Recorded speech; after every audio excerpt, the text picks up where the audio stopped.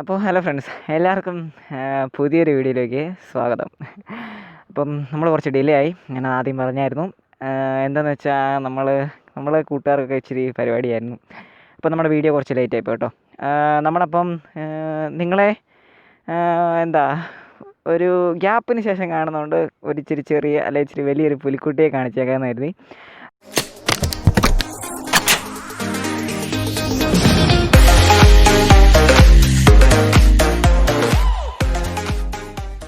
അപ്പോൾ നമ്മുടെ ഡ്യൂക്ക് 200 ഇത് 2014-15 ലാസ്റ്റ് 2014 ലാസ്റ്റ് മോഡൽ വണ്ടിയാണ്.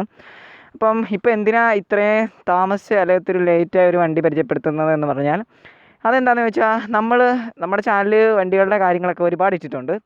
അപ്പോൾ നമ്മൾ ഇടാത്തൊരു വണ്ടിയാണ് KTMൻ്റെ ഡ്യൂക്ക് 200. നമ്മൾ RC ഇട്ടിട്ടുണ്ട് കേട്ടോ. ഡ്യൂക്ക് 200 നമ്മൾ ഇട്ടിട്ടില്ല. അപ്പം KTM നമ്മൾ ഒരുപാട് അപ്ഡേഷൻ കൊണ്ടുവന്നിട്ടുണ്ട്. നമ്മുടെ ഡ്യൂക്ക് 200, 250, 390 അങ്ങനെ ഒരുപാട്. അപ്പം തുടക്കക്കാരെ നമ്മൾ കാണിച്ചിട്ട് വേണം നമ്മൾ ബാക്കിയുള്ളവരെ കാണിച്ച് കൊണ്ടുവരാൻ. അപ്പം നമ്മളൊരു തുടക്കക്കാരനെ അങ്ങ് കൊണ്ടുവന്ന് വെച്ചിട്ടുണ്ട്. അപ്പം ടെയിലൊക്കെ ഒന്ന് കട്ട് ചെയ്തിട്ടുണ്ട് കേട്ടോ. അപ്പം നമ്മൾ ഇച്ചിരി ജോറായിട്ട് ഒരു തീപ്പന്തത്തെയും കൊണ്ടങ്ങ് തുടങ്ങാമെന്ന്. അപ്പോൾ പിന്നെ നമ്മൾ ഒത്തിരി പറഞ്ഞ് വെറുപ്പിക്കുന്നില്ല. നമ്മൾ നമ്മുടെ ഇന്നത്തെ വീഡിയോയിലേക്ക് പോയേക്കാം.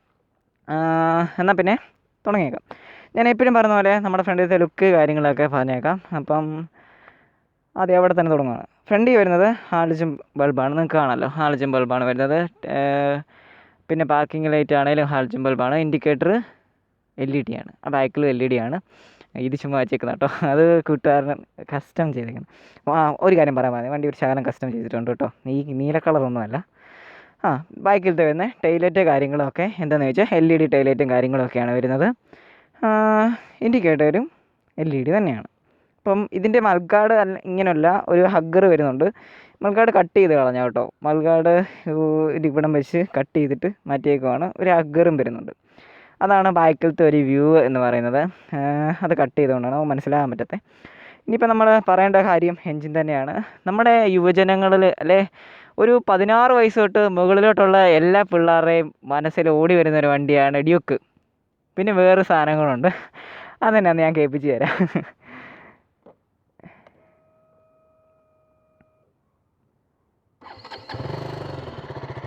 കണ്ടോ ഈ ഒച്ച, എന്നുള്ള ഒച്ച. ഇത് നമ്മുടെ ഈ ഒച്ച ഇത് നമ്മുടെ കൂട്ടുകാർക്ക് ഭയങ്കരമായിട്ട് ഇഷ്ടപ്പെട്ടു. ചിലർ പറയും കാക്കരയെന്ന് പറയാന്ന്, അത് പോകാൻ പറ. എനിക്ക് ഭയങ്കര ഇഷ്ടപ്പെട്ടൊരു ഒച്ചയാണ് കേട്ടോ ഇത്. എന്താ പറയുക, നമ്മുടെ ഡ്യൂക്ക് എത്ര ദൂരേന്ന് വന്നാൽ നമുക്ക് മനസ്സിലാക്കാൻ പറ്റുമായിരുന്നു ഈ ഒരു ഒച്ചയും കൊണ്ട്. ഇപ്പോൾ ഇറങ്ങുന്ന വണ്ടിക്ക് ആവശ്യമില്ല കേട്ടോ. നമ്മൾ എൻജിൻ കാര്യമാണ് പറഞ്ഞത്. നമ്മൾ എൻജിനെ തന്നെ തുടങ്ങിയേക്കാം. എൻജിൻ്റെ കാര്യം പറഞ്ഞേക്കാം. 199.5 cc single cylinder 4 valve liquid cooled എൻജിനാണ് നമുക്കിവിടെ KTM പ്രൊവൈഡ് ചെയ്യുന്നത്. അപ്പം നമ്മുടെ NSൻ്റെ പോലെ ഈ ഭാഗത്തൊന്നും ലിക്വിഡ് കൂളിങ് കാര്യങ്ങളൊന്നും കാണാൻ പറ്റത്തില്ല. അത് ടാങ്കിൻ്റെ സൈഡ് ഭാഗത്തൂടെയാണ്.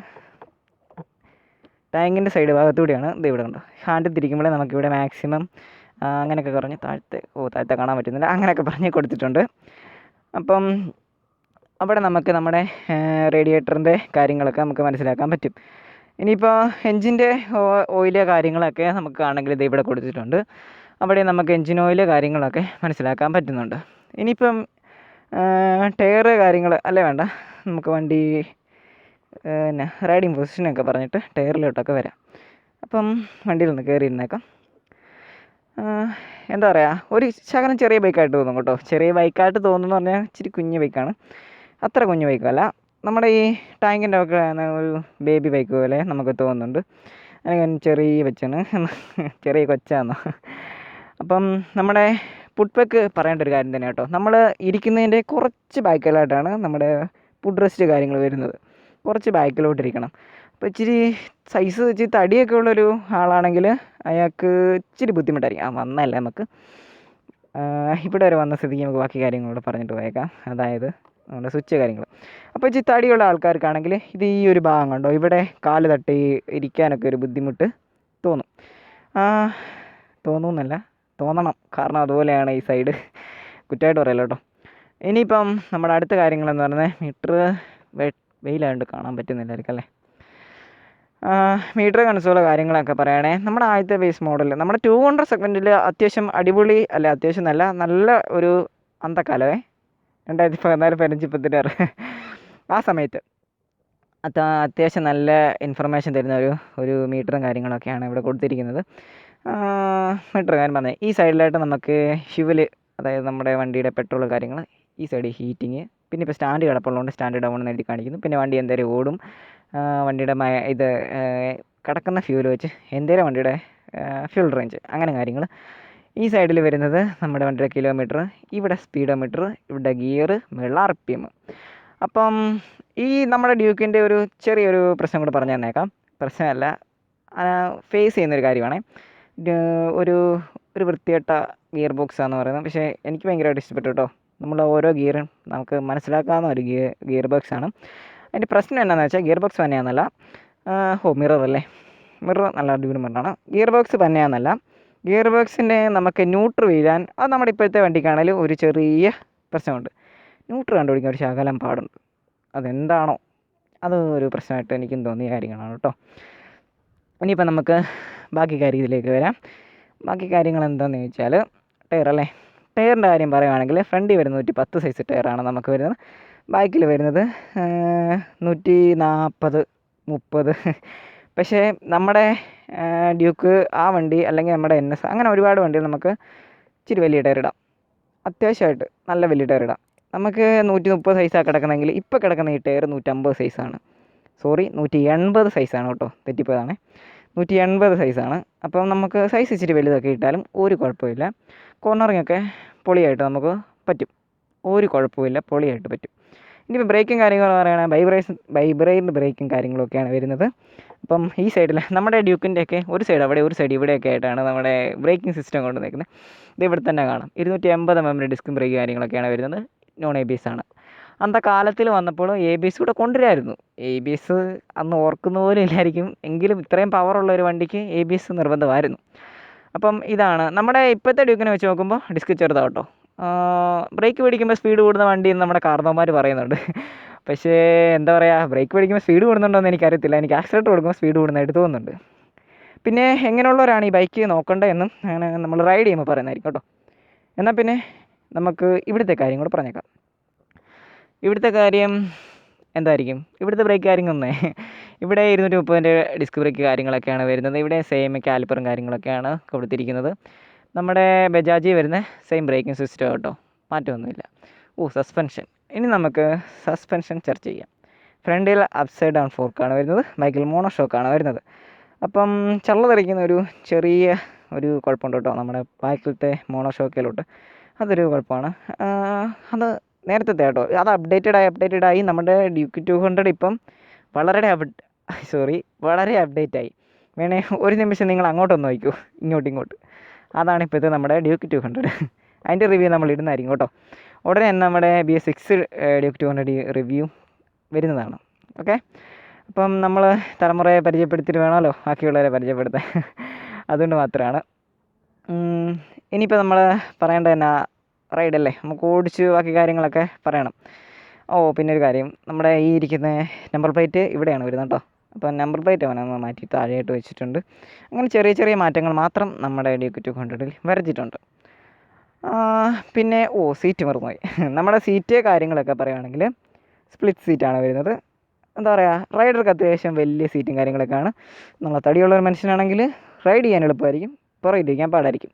പില്ലിയൻ സീറ്റ് വളരെ മോശമെന്നല്ല കേട്ടോ, നമ്മുടെ MTയെ അപേക്ഷിച്ച് നല്ലൊരു പില്ലിയൻ സീറ്റാണ്. MTക്ക് ബാക്കിൽ ഒരാളിരുന്നാൽ ഭയങ്കര ബുദ്ധിമുട്ടായിരിക്കും. ഇതും അത്ര വലുതെന്നല്ല പറഞ്ഞാൽ ചെറിയൊരു സീറ്റ് കാര്യങ്ങളാണ്.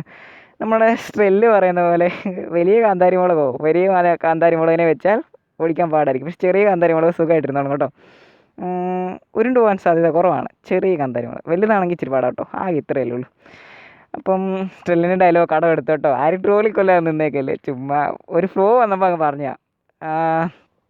ഇനിയും ബാക്കി കാര്യങ്ങൾ നമുക്ക് വണ്ടി ഓടിച്ചുകൊണ്ട് പറഞ്ഞാലോ. ബാക്കി റൗണ്ടിൽ ലുക്ക് കാണിച്ചില്ല, അതോടെ പറഞ്ഞേ.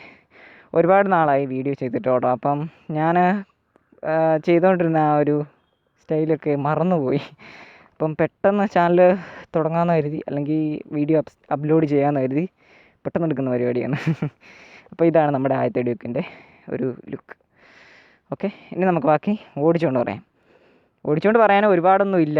കാരണം എന്താണെന്ന് വെച്ചാൽ നമ്മുടെ ഡ്യൂക്ക് 200 ഓടിക്കാത്തതായിട്ട് ആരും കാണാറില്ല. എല്ലാവർക്കും നല്ല ഡ്യൂക്ക് 200 നല്ല പരിചയമായിരിക്കും. എന്നാ പരിചയം ആയിരിക്കും, നല്ല പരിചയമാണ്. കിട്ടാത്തവരായിട്ട് ആരുമില്ല. ഡ്യൂക്ക് 200 ഒന്നും ഓടിക്കാത്ത ആരുമില്ല. കാരണം അവർക്ക് എല്ലാവർക്കും KTMന് വേണ്ടി പൊതുവെ ഇഷ്ടമായതുകൊണ്ട് ഓടിച്ചിരിക്കും.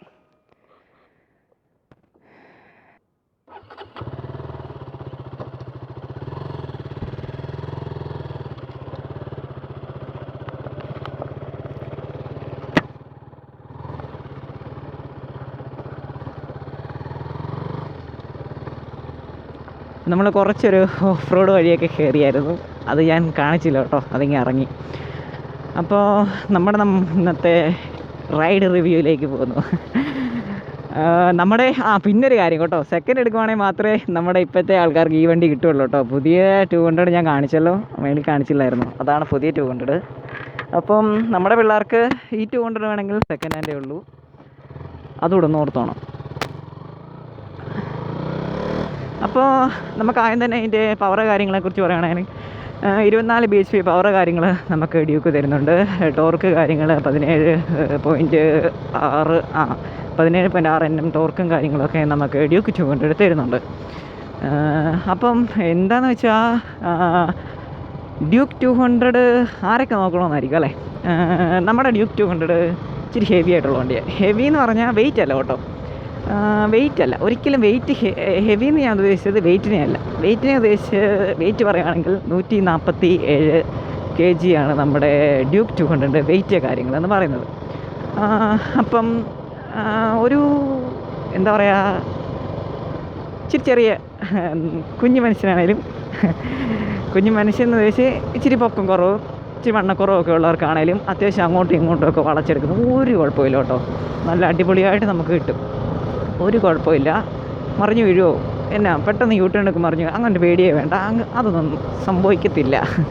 നമുക്ക് നല്ല റോഡിൽ ഇറങ്ങിയിട്ട് ബാക്കി കാര്യങ്ങളിലൂടെ പറഞ്ഞേക്കാം, അതായത് പവർ കാര്യങ്ങളൊക്കെ പറഞ്ഞേക്കാം, പിന്നെ ആർക്കൊക്കെ ഈ വണ്ടി വേണമെന്ന്.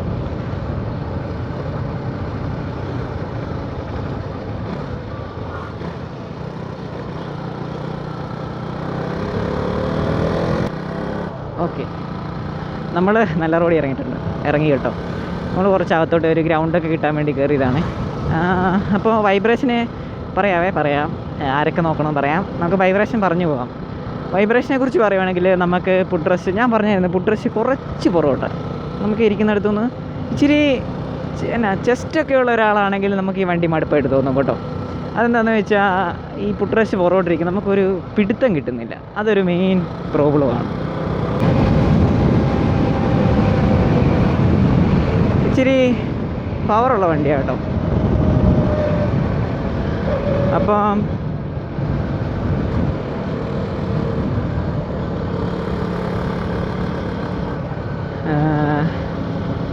നല്ല പവറുള്ള വണ്ടിയാണ്. അപ്പോൾ നമ്മുടെ കൂട്ടുകാർ ശ്രദ്ധിക്കേണ്ട ഒരു കാര്യം എന്താണെന്ന് വെച്ചാൽ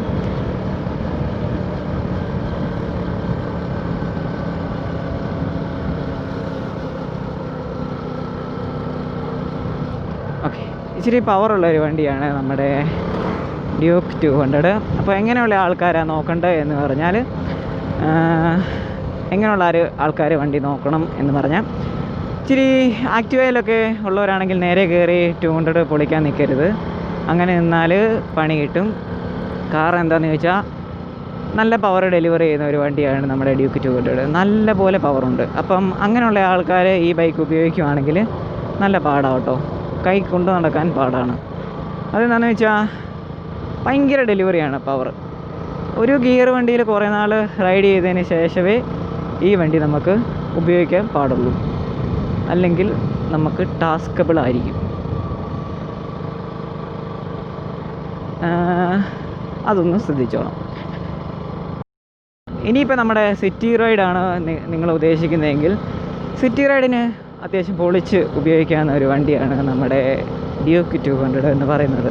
അപ്പം എങ്ങനെയുള്ള ആൾക്കാരെ വണ്ടി നോക്കണ്ടതെന്ന് ഞാൻ പറഞ്ഞല്ലേ. അപ്പോൾ അത്യാവശ്യം സിറ്റിയിലൊക്കെ ഇച്ചിരി പൊളിച്ച് നടക്കുന്ന ആൾക്കാരാണെങ്കിൽ കൊള്ളാം, അടിപൊളി വണ്ടിയാണ്, ഒരു കുഴപ്പമില്ല.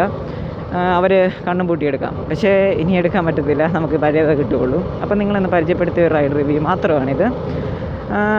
അപ്പം ഒരുമാതിരിപ്പെട്ട വിശേഷം കാര്യങ്ങളെല്ലാം നമ്മൾ പറഞ്ഞെന്ന് കരുതുന്നു. ഇനി നമ്മൾ V6ൻ്റെ വീഡിയോ ആയിട്ട് ഉടനെ വരുന്നതായിരിക്കും. എന്നാൽ പിന്നെ അടുത്ത വീഡിയോ ആയിട്ട് വരുന്നിടം വരെ ബൈ. ബൈ അല്ലേ, എൻ്റെ സ്റ്റൈലിൽ പറഞ്ഞേക്കാം. See you soon in the next video. Bye bye.